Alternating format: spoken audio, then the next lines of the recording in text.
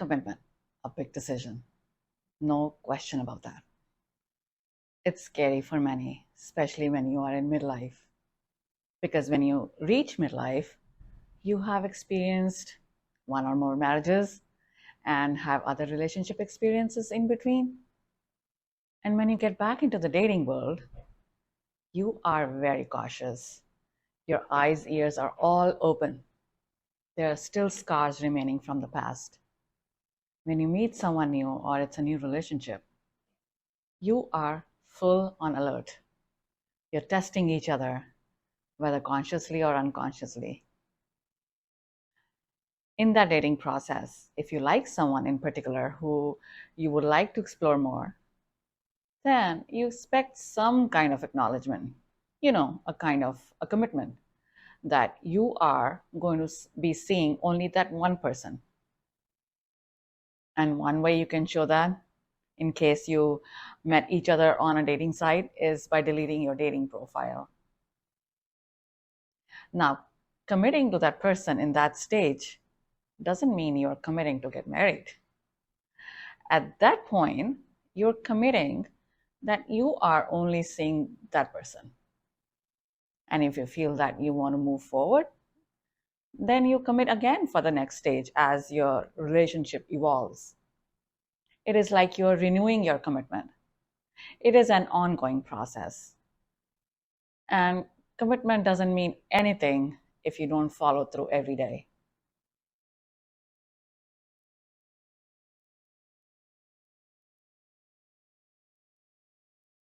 So, why is commitment so important? Commitment is like a boundary around a relationship. It's a promise that you will bring all of your truth and dedication in that relationship. And you will be sexually monogamous with one another. In the beginning, it is superficial, all is good, you show your best side. And when you commit, it changes the dynamics drastically. Then it becomes a place of refuge, a safe and secure place where there is no wall in between. And you feel free to show every side of yours. You feel comfortable talking about your fears, you show your imperfections, express your feelings, and you support and nourish each other. That's what commitment does. If your partner or love interest doesn't feel it, then what you can do is communicate and show it to them that it's a safe space to share. It will help if you show it to them by listening to them with compassion when they share something. This is how you create and build trust. It allows you to accept each other as a whole person and gives you a place where you both can blend and grow together into something greater. So when you feel free to show every side of yours to your new partner, that's when old and difficult patterns start emerging. They start coming back. No, don't think that's a bad thing. In fact, that's a good thing. They are there to challenge us to become more aware so that we can work on them and become better. Ask yourself, do you want to rise and take on the challenges and get the rewards? Or do you want to stay stagnant? Commitment has many advantages, I have to say. But if there is no sincere and honest commitment and there are power games, other opportunities, your defense mechanisms take over and ruin what's happening between you two in the present. Where you can build something beautiful and worthwhile, you sabotage it instead.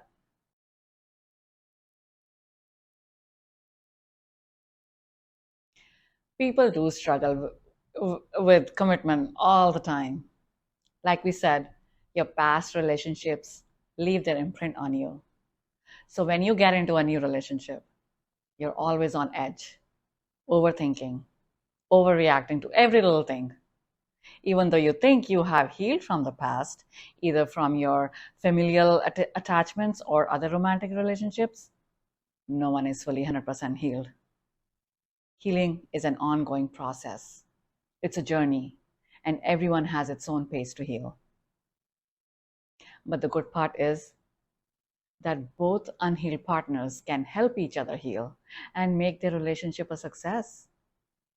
They can bring out the best in each other by bringing out the best in themselves. And they don't hesitate to ask for help or accept help from their partner. Again, it builds trust and security. And that's how they can create emotional intimacy also. Since we are talking about midlife here, people at this stage of their lives, they are confused about committing. They tell themselves that they don't need anyone because they feel they have been living independently, they are getting along well by themselves, they enjoy their own company. Why do they have to get into commitments? They don't want to appear needy because they believe that needy means weak. And if they're getting everything what they want without any committing in a relationship they are in, like, if they are getting the space they want, they are getting respect, great sex, good times and laughter, good, get to do things what they want to do on their own, then why do they have to commit? So they want to keep the things as they are, and they are in no rush and interested in addressing the topic of commitment. They feel it is too soon and don't want to jump into a serious committed relationship again. Nothing is wrong in this position if both feel the same way. But if one of the partners wants a commitment because they want to know that they are the only one in their lives and wants their intimate romantic relationship to evolve, and the other is that person is okay with the current arrangement, that could create an issue. Now, there's a gender difference in how women and men see commitment. Research has also shown that when a woman wants to go deeper in love, she instinctively wants to go to a place of submission and openness. But letting go of her defenses doesn't happen automatically to open herself emotionally to her partner. In that case, what her partner can do is step up and make sure he gives her a safe space, make her feel secure so that she opens up to him. Emotional intimacy is a primary need, but the problem arises to achieve that emotional bond. She wants to move their situation forward by creating boundaries. And for him, having boundaries is not his priority. He equates commitment to marriage. So he needs more time to think about it, even though he feels they care for one another. So if one person is stuck, the relationship gets stuck. So in a situation, what happens? She feels her need is not met, which is emotional intimacy, which is her primary need. He thinks if he meets her need to move forward, he loses his power by letting her have her way. And if she is not getting her needs met, she will pull back and withhold. Reacting to her withhold, he will pull back. That's how they struggle with each other. Everything becomes confusing and frustrating. Both feel that they are not benefiting as they want to. A lot of energy is being used and they feel drained. And as a result, the person who wanted a commitment starts to feel why they would even want to commit to such an unnurturing situation.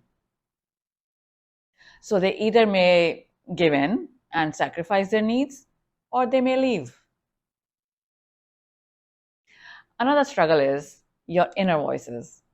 One voice values relationship and family, wants to keep and enjoy that person, grow and evolve, and one voice wants to stay detached. Another voice says, go for it. This is a great person. You get along well. You feel connected on many levels. It is time to go deeper. Then there's another voice that says, no, it's too soon. You're going to lose all your freedom, your power. There would be more responsibilities, more obligations. You have more options. Yes, there are many options. but all will eventually come to the same thing. It would need your commitment. Unless, unless you're very clear and make it clear and be honest with everyone you meet that you are not ready for a committed relationship yet, that you are looking for something casual. But many don't say that because it limits your choice.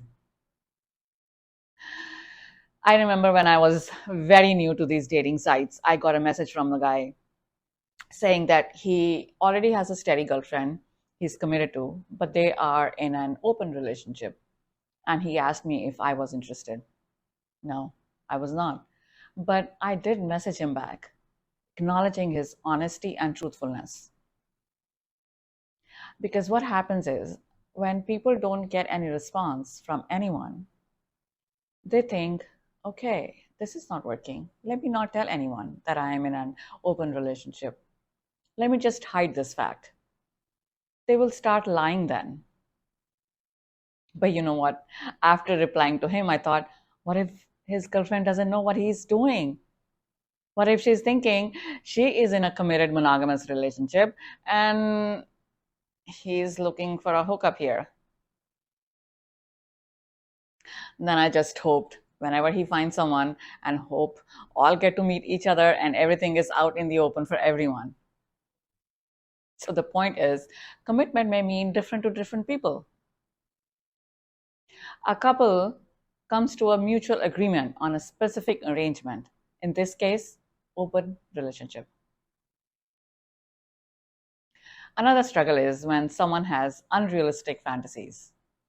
You believe that a perfect love or perfect person will arrive when there would be no questions or doubts in your head. There would be no analyzing or evaluating, and everything would be so clear. That's an unrealistic fantasy. If you don't try to reflect and understand yourself and your ways, it doesn't matter who you meet. People with unrealistic fantasies, what they do is they look at the issues from all angles, one day feeling clear and the next day not so clear. Part of them thinks that there must be something wrong with this person. That's why they are not getting this feeling. When they become critical, they become unavailable to their partner. They go into their shell, many times unconscious. Now, if they go into their shell, how would the other person get to you? If you're so closed off, then your partner also closes off. You see what is happening here? This back and forth? Think about your partner. They have also been through pain and hurt, but they are willing to take this leap of faith with you. So if you don't make a step toward deeper commitment, how would you know and discover if both of you are right for each other? How would you find out if you're compatible or not? I encourage you to ask yourself a question. If you're on dating sites looking for someone, which is a popular way these days, what is your purpose? What is your end goal? If your end goal is to have a long-term intimate relationship and then marriage, then you got to get into it wholeheartedly. Half-hearted doesn't cut it. You got to put both your feet in fearlessly.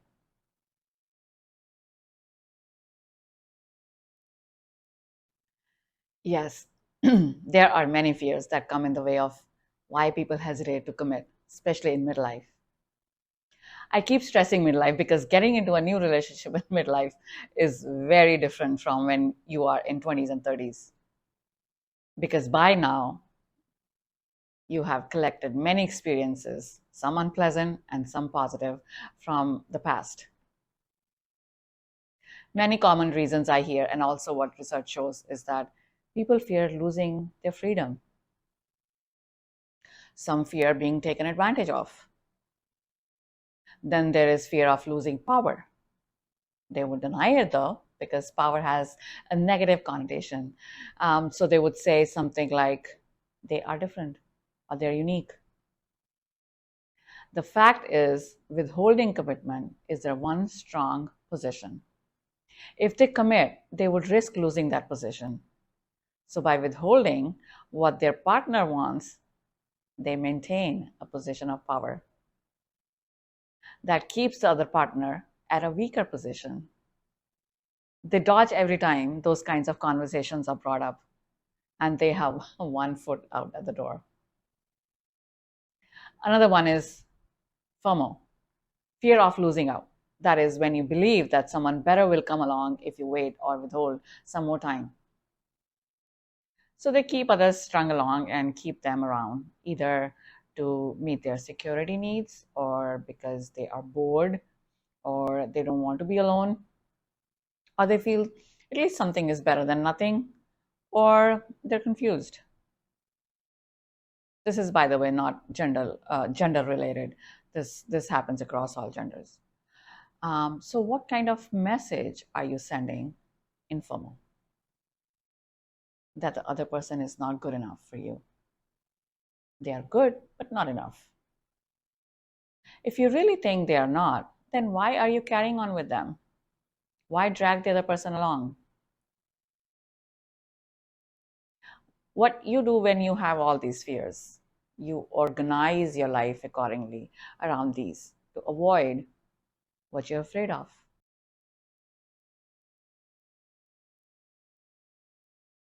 One of the solutions is, if there is confusion and you want clarity, you both can come to some agreeable amount of time period. Let's say three to 4 months. In that period of time, bring yourself wholeheartedly into the relationship. That means commitment. That means monogamous, being truthful and vulnerable with each other, showing all your sides, good and bad, having easy and difficult conversations instead of avoiding or dodging them, and sharing all your feelings. After that period, discuss if you want to renew your commitment or not. And don't think it's a waste of time. You are discovering and learning so much about yourself and your partner. I know this formal agreement might not sound romantic to you, but it's a good start for now. It's a conscious effort in the form of commitment, even though it's time bound. This kind of attempt has a possibility of success if both of you are sincere and genuine in it. What I have talked about is generic. Everything doesn't apply to everyone. Everyone's situation, personality is different. And there is so much to explore beneath the surface. The main requirement is to have mutually agreed on strategy and follow through with it. Otherwise, you'll keep wandering and time will pass by and ultimately it will fizzle. And then you wonder why things don't work out for you. No one is perfect. You have to make things work if you really want that person in your life and with who you really desire an intimate relationship with. And this desire has to be both ways. In order to be desired and cared for by others, you must be able to show your desire and care for them. If you want to experience something deeper, if you want to experience emotional intimacy, then you must decide to move to a deeper level of involvement with that person. An intimate relationship is like a living organism.